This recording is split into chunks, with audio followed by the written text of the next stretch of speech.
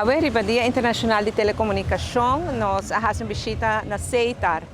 Naturalmente, tem diferentes atividades que vão organizar aqui na AWE e me por a participar de uma e mira toda a inversão que o CEITAR está fazendo para nos garantizar que o network nos tenha estável e para virar mais estável ainda.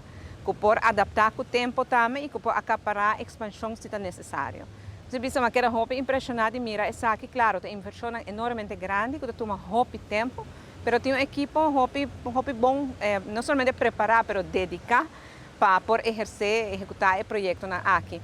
O Dia Internacional de Telecomunicação, para mim é importante para expressar nossa gratidão. Natur esta que trabalha no terreno aqui. Aqui não aceita, mas na Aruba tem roupa mais gente que trabalha no terreno aqui. Para agradecer cada um de vocês pelo trabalho que vocês fazem. Você percorrer para comunicação e comunicação é a forma mais essencial que nós podemos lograr para ter desenvolver no nosso país. Comunicação é comunicar-nos com outros também, qual é o importante da vida de cada ser humano. Danke pelo trabalho grande que você faz, para bem riba o dia e ojalá que nós vamos mirar no futuro também mais inversão e mais cambio positivo no bem-estar do povo de Aruba.